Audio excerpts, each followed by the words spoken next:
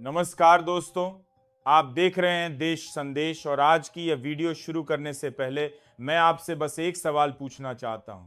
क्या आपने कभी सोचा था कि जिस कुर्सी को हम सबसे ताकतवर मानते हैं, जिस नाम को सुनकर बड़े बड़े अफसर भी सीधा खड़े हो जाते हैं, क्या उसी नाम से एक दिन सवाल पूछे जाएंगे? क्या उसी ताकत को जवाब देना पड़ेगा? और क्या वही सत्ता पहली बार खुद को कानून के आईने में देखेगी? आज की यह खबर ठीक उसी मोड़ से शुरू होती है जहां आम आदमी की सोच और सत्ता का भरोसा आमने सामने खड़ा हो जाता है। सुबह का वक्त था, राजधानी की हवा में कुछ अलग सी बेचैनी थी। मीडिया के कैमरे जल्दी जल्दी खुल रहे थे, फोन लगातार बज रहे थे और राजनीतिक गलियारों में फुसफुसाहट तेज होती जा रही थी। किसी को पूरी खबर नहीं थी, लेकिन हर किसी को इतना अंदाजा जरूर हो गया था कि कुछ बहुत बड़ा होने वाला है। और फिर अचानक वह खबर सामने आई जिसने देश की राजनीति को हिला दिया। आखिर पूरी खबर क्या है, चलिए आज के इस वीडियो में जानते हैं। लेकिन दोस्तों, हमेशा की तरह आपसे एक छोटी सी रिक्वेस्ट है कि अगर आप इस वीडियो को अभी तक देख रहे हैं तो इस वीडियो को एक लाइक करके देश संदेश चैनल को जरूर सब्सक्राइब कर लें और कमेंट में हमें यह जरूर बताएं कि आप इस वीडियो को कहां से देख रहे हैं। दोस्तों, ये सिर्फ आपके लिए एक सेकंड का काम है, लेकिन इससे हमारी काफी बड़ी मदद होती है। तो प्लीज एक लाइक, सब्सक्राइब और कमेंट जरूर करें। तो चलिए वीडियो में आगे बढ़ते हैं। तो दोस्तों, हुआ यूं कि प्रवर्तन निदेशालय यानी ईडी की तरफ से आया एक आधिकारिक बयान, ऐसा बयान जिसने इतिहास में दर्ज होने वाला पल बना दिया। बयान में साफ कहा गया कि जांच पूरी हो चुकी है, दस्तावेजों का अध्ययन हो चुका है, गवाहों के बयान दर्ज हो चुके हैं और अब कानून अपना काम करेगा। यह सुनते ही सोशल मीडिया पर तूफान आ गया। लोग पूछने लगे, क्या ये वही देश है जहां बड़े नाम हमेशा बच निकलते थे? क्या यह वही सिस्टम है जहां फाइलें सालों तक धूल खाती रहती थीं? लेकिन इस बार मामला अलग था। इस बार जांच सिर्फ कागजों तक सीमित नहीं रही, बल्कि उन परतों तक पहुंची जिन पर कभी रोशनी नहीं डाली गई। कई महीनों से जांच चल रही थी, पर्दे के पीछे बैठकें हो रही थीं, चुपचाप दस्तावेज इकट्ठा किए जा रहे थे और हर कदम बहुत सोच समझकर रखा जा रहा था, क्योंकि मामला किसी आम व्यक्ति का नहीं बल्कि सत्ता के सबसे ऊंचे गलियारे से जुड़ा हुआ था। आमतौर पर ऐसे मामलों में या तो जांच धीमी पड़ जाती है या फिर दिशा बदल दी जाती है, लेकिन इस बार न दिशा बदली और न रफ्तार कम हुई। जांच एजेंसी के सूत्र बताते हैं कि जब पहली बार कुछ कागज सामने आए तो खुद अधिकारी भी चौंक गए, क्योंकि जिन नामों का जिक्र था, जिन लेन देन की बात थी और जिन सौदों के संकेत थे, वे सीधे सीधे उस व्यवस्था से जुड़े थे जिसे सबसे साफ सुथरा बताया जाता रहा है। इसी बीच दिल्ली की सड़कों पर हलचल बढ़ गई। सुप्रीम कोर्ट के आसपास मीडिया की मौजूदगी बढ़ने लगी। राजनीतिक दलों के दफ्तरों में आपात बैठकें होने लगीं। विपक्ष को जैसे अचानक अपनी बात रखने का सबसे बड़ा मौका मिल गया और सत्ता पक्ष के चेहरे पर वह आत्मविश्वास नहीं दिख रहा था जो अक्सर नजर आता है। आम लोग अपने अपने शहरों में चाय की दुकानों पर यही पूछ रहे थे कि क्या वाकई अब कुछ बदलेगा? क्या यह सिर्फ खबर है या सच में कोई मिसाल बनने जा रही है? क्योंकि इस देश ने पहले भी बड़े बड़े दावे सुने हैं, बड़े बड़े आरोप देखे हैं, लेकिन नतीजा अक्सर वही पुराना रहा है। मगर इस बार माहौल अलग था, क्योंकि पहली बार जांच एजेंसी ने बिना किसी संकेत, बिना किसी राजनीतिक बयानबाजी के सीधे कार्रवाई की बात कही। और यही बात लोगों को सोचने पर मजबूर कर रही थी कि शायद अब कहानी का मोड़ बदल रहा है। शायद अब वह दौर आ रहा है जब नाम नहीं बल्कि कानून बोलेगा। लेकिन क्या सच में ऐसा होगा? क्या यह कदम आगे तक जाएगा या फिर यहीं आकर थम जाएगा? यही सवाल आज हर उस इंसान के मन में है जो लोकतंत्र पर भरोसा करता है। और इसी सवाल के साथ यह कहानी आगे बढ़ती है, क्योंकि जो कुछ भी आज शुरू हुआ है वह सिर्फ एक खबर नहीं बल्कि आने वाले दिनों की राजनीति की दिशा तय करने वाला है। जैसे ही यह खबर बाहर आई, देश की राजनीति में मानो भूचाल आ गया। विपक्ष के दफ्तरों में जहां जश्न जैसा माहौल था, वहीं सत्ता पक्ष में खामोशी और बेचैनी साफ दिखाई दे रही थी। संसद के गलियारों से लेकर टीवी स्टूडियो तक सिर्फ एक ही सवाल गूंज रहा था कि क्या यह कार्रवाई वाकई कानून के तहत है या फिर इसके पीछे कोई बड़ा राजनीतिक खेल चल रहा है।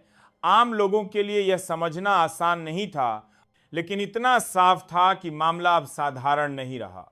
जांच एजेंसी के अनुसार यह केस सिर्फ एक फाइल या एक आरोप तक सीमित नहीं था, बल्कि कई सालों से चली आ रही उन आर्थिक गतिविधियों से जुड़ा था जिन पर कभी खुलकर चर्चा नहीं हुई। चुनावी चंदे से लेकर बड़े औद्योगिक सौदों तक कई ऐसे रास्ते थे जिनसे पैसा घूमा और जिनका हिसाब किताब सवालों के घेरे में आया। सूत्रों का कहना है कि जब गवाहों के बयान सामने आए तो तस्वीर और भी साफ हो गई। कई लोगों ने बताया कि कैसे दबाव में फैसले लिए गए, कैसे नियमों को मोड़ा गया और कैसे फायदे कुछ गिने चुने लोगों तक पहुंचे। यही वजह थी कि जांच एजेंसी ने इस बार कोई ढील नहीं दी। उधर सोशल मीडिया पर लोग दो हिस्सों में बंट गए। एक तरफ वे लोग थे जो इसे लोकतंत्र की सबसे बड़ी जीत बता रहे थे और कह रहे थे कि आखिरकार कानून ने साबित कर दिया कि वह सबके लिए बराबर है। वहीं दूसरी तरफ वे लोग थे जो इसे बदले की राजनीति कहकर खारिज कर रहे थे। उनका कहना था कि यह सब चुनावी माहौल बनाने की कोशिश है, लेकिन इन दोनों बहसों के बीच एक तीसरा वर्ग भी था जो सिर्फ सच जानना चाहता था, जो ये देखना चाहता था कि आगे क्या होगा, क्या जांच अदालत तक पहुंचेगी, क्या सबूतों की कसौटी पर यह मामला टिक पाएगा। इसी बीच संसद में माहौल गर्म हो गया। विपक्षी नेताओं ने सरकार पर तीखे सवाल दागे। तालियों और नारों के बीच यह कहा गया कि देश में पहली बार सत्ता के सबसे ऊंचे पद पर बैठे व्यक्ति से सवाल पूछे जा रहे हैं। कुछ नेताओं ने यहां तक कह दिया कि यह नया भारत है जहां कुर्सी बड़ी नहीं, कानून बड़ा है। वहीं सत्ता पक्ष की तरफ से जवाब देने में हिचक साफ दिखी। कुछ नेता मीडिया से बचते नजर आए, कुछ ने इसे जांच एजेंसियों का दुरुपयोग बताया, लेकिन कोई भी ठोस जवाब देने की स्थिति में नहीं दिखा। बाहर सड़कों पर भी माहौल बदला हुआ था। कहीं लोग मिठाइयां बांट रहे थे तो कहीं चिंता और गुस्से में चर्चा हो रही थी। चाय की दुकानों पर लोग यह हिसाब लगा रहे थे कि अगर आज यह हो सकता है तो कल किसकी बारी होगी। इसी दौरान अंतर्राष्ट्रीय मीडिया की नजर भी भारत पर टिक गई। विदेशी अखबारों और चैनलों पर भारत की लोकतांत्रिक व्यवस्था को लेकर बहस शुरू हो गई।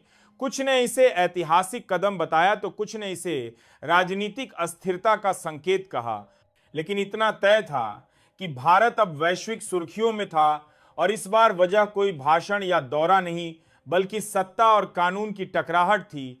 इसी टकराहट ने आम आदमी के मन में उम्मीद और डर दोनों पैदा कर दिए। उम्मीद इस बात की कि शायद अब जवाबदेही तय होगी, और डर इस बात का कि कहीं यह सब एक बार फिर किसी मोड़ पर जाकर ठंडा ना पड़ जाए, क्योंकि इतिहास गवाह रहा है कि बड़े मामलों में अक्सर सच तक पहुंचने से पहले ही कहानी बदल दी जाती है। लेकिन इस बार हालात कुछ अलग नजर आ रहे थे, क्योंकि हर कदम कैमरे की नजर में था और हर बयान जनता के सामने। और यही वजह है कि यह कहानी अभी खत्म नहीं हुई है, बल्कि यहीं से असली सवाल शुरू होते हैं।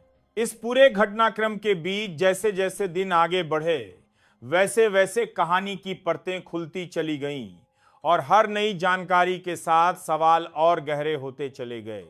अदालत के गलियारों में हलचल बढ़ गई, वकीलों की फाइलें मोटी होने लगीं और कानूनी विशेषज्ञ टीवी पर बैठकर यह समझाने लगे कि आगे की प्रक्रिया क्या होगी। जमानत से लेकर न्यायिक हिरासत तक हर शब्द अब आम आदमी की बातचीत का हिस्सा बन चुका था। लोग जो पहले कानून की भाषा से दूर रहते थे, अब वही लोग पूछ रहे थे कि धाराएं क्या हैं, सबूत कितने मजबूत हैं और फैसला आने में कितना वक्त लग सकता है। इसी बीच जांच एजेंसी की तरफ से यह संकेत भी दिए गए कि मामला सिर्फ एक व्यक्ति तक सीमित नहीं रह सकता। अगर जांच आगे बढ़ी तो कई और बड़े नाम सामने आ सकते हैं। और यही बात सत्ता के गलियारों में सबसे ज्यादा बेचैनी पैदा कर रही थी, क्योंकि अगर सच में ऐसा हुआ तो देश की राजनीति का नक्शा ही बदल सकता है। उधर विपक्ष लगातार दबाव बनाए हुए था। प्रेस कॉन्फ्रेंस दर प्रेस कॉन्फ्रेंस की जा रही थी। हर मंच से यही कहा जा रहा था कि अब पीछे हटने का कोई सवाल नहीं है, सच को सामने आना ही होगा। वहीं सत्ता पक्ष इसे लोकतंत्र पर हमला बता रहा था और कह रहा था कि संस्थाओं का इस्तेमाल राजनीतिक हथियार की तरह किया जा रहा है। लेकिन इन आरोप प्रत्यारोप के बीच आम जनता एक बार फिर असमंजस में थी। उसे समझ नहीं आ रहा था कि किस पर भरोसा करे, क्योंकि एक तरफ सालों से सुनी हुई बातें थीं और दूसरी तरफ आंखों के सामने चल रही कार्रवाई। इसी दौरान एक और बड़ा मोड़ तब आया जब सुप्रीम कोर्ट में जनहित याचिका दायर की गई। याचिका में सिर्फ इस केस की ही नहीं बल्कि पूरी व्यवस्था की निष्पक्षता पर सवाल उठाए गए। चुनावी फंडिंग से लेकर बड़े कॉरपोरेट घरानों के रिश्तों तक कई ऐसे मुद्दे उठाए गए जिन पर अब तक खुलकर चर्चा नहीं हुई थी। अदालत ने याचिका स्वीकार तो कर ली, लेकिन साथ ही साफ कहा कि फैसला सबूतों के आधार पर ही होगा, भावनाओं के आधार पर नहीं। ये बात सुनकर कुछ लोगों को राहत मिली तो कुछ और चिंतित हो गए, क्योंकि अब मामला सिर्फ राजनीति का नहीं बल्कि देश की संस्थाओं की साख का बन चुका था। अंतर्राष्ट्रीय स्तर पर भी बयान आने लगे। कुछ विदेशी नेताओं और विश्लेषकों ने भारत के लोकतंत्र की परीक्षा की बात कही, मीडिया की आजादी पर सवाल उठे और यह चर्चा तेज हो गई कि क्या सच में सत्ता के सामने सवाल पूछने की जगह बची है। इन सबके बीच महंगाई, बेरोजगारी और किसानों की परेशानियां भी चर्चा में आ गईं। विपक्ष ने आरोप लगाया कि असली मुद्दों से ध्यान भटकाने की कोशिश हो रही है, जबकि सरकार का कहना था कि देश कई मोर्चों पर काम कर रहा है। लेकिन आम आदमी के लिए यह सब एक साथ बहुत ज्यादा था। उसे लगने लगा कि राजनीति की इस लड़ाई में कहीं उसकी रोजमर्रा की जिंदगी पीछे न छूट जाए। फिर भी इस पूरे माहौल में एक बात साफ थी कि देश अब पहले जैसा नहीं रहा। लोग सवाल पूछ रहे थे, जवाब मांग रहे थे और हर खबर को आंख बंद करके मानने के बजाय उस पर सोच रहे थे। और शायद यही इस कहानी का सबसे बड़ा मोड़ था, क्योंकि जब जनता सोचने लगती है तो सत्ता को भी सावधान होना पड़ता है। और यही सोच इस कहानी को उसके आखिरी पड़ाव की तरफ ले जा रही थी, जहां फैसला सिर्फ अदालत का नहीं बल्कि जनता के भरोसे का भी होना था। अब कहानी उस मोड़ पर आ चुकी है जहां हर आंख आने वाले फैसले पर टिकी हुई है, क्योंकि यह सिर्फ एक केस का अंत नहीं बल्कि आने वाले समय की शुरुआत तय करेगा। अदालत की अगली सुनवाई से पहले राजनीतिक हलकों में रणनीतियां बन रही हैं, बयान सोच समझकर दिए जा रहे हैं और हर शब्द तौला जा रहा है। सत्ता पक्ष यह दिखाने की कोशिश कर रहा है कि व्यवस्था स्थिर है और देश आगे बढ़ रहा है, जबकि विपक्ष इसे बदलाव का संकेत बता रहा है और कह रहा है कि अब जवाबदेही का दौर शुरू हो चुका है। आम आदमी के लिए यह सब किसी फिल्म की तरह है जहां हर दिन नया दृश्य सामने आता है, लेकिन इस फिल्म में किरदार वही हैं जिनके फैसले उसकी जिंदगी को प्रभावित करते हैं। इसी बीच महंगाई, किसान आंदोलन, सीमा पर तनाव और बेरोजगारी जैसे मुद्दे फिर से चर्चा में आ गए हैं। लोग पूछ रहे हैं कि क्या सत्ता और विपक्ष की इस लड़ाई में इन सवालों का जवाब मिलेगा या फिर ये मुद्दे हमेशा की तरह पीछे छूट जाएंगे। किसानों का कहना है कि उन्हें वादे नहीं गारंटी चाहिए, युवाओं का कहना है कि उन्हें भाषण नहीं काम चाहिए, और आम आदमी बस इतना चाहता है कि कानून सच में सबके लिए बराबर हो, चाहे नाम कितना भी बड़ा क्यों न हो। यही वजह है कि इस पूरे घटनाक्रम ने जनता के मन में एक नई उम्मीद भी जगाई है और एक डर भी पैदा किया है। उम्मीद इस बात की कि शायद अब व्यवस्था बदलेगी, और डर इस बात का कि कहीं यह सब एक और अधूरी कहानी न बन जाए। लेकिन इतिहास यही बताता है कि जब सवाल सड़क से लेकर अदालत तक गूंजने लगते हैं तो सत्ता को सुनना ही पड़ता है। आने वाले दिनों में फैसले होंगे, बहसें होंगी, कुछ चेहरे चमकेंगे और कुछ बेनकाब होंगे, पर असली फैसला जनता के मन में होगा कि वह किस पर भरोसा करती है और किससे जवाब मांगती है। और यही लोकतंत्र की असली ताकत है। इसलिए इस कहानी को यहीं खत्म नहीं किया जा सकता, क्योंकि हर दिन इसके नए अध्याय लिखे जा रहे हैं। आपसे गुजारिश है कि नीचे कमेंट में अपने शहर का नाम जरूर लिखें और बताएं कि आप इस पूरे घटनाक्रम को कैसे देख रहे हैं। क्या आपको लगता है कि यह बदलाव की शुरुआत है या फिर वही पुराना खेल?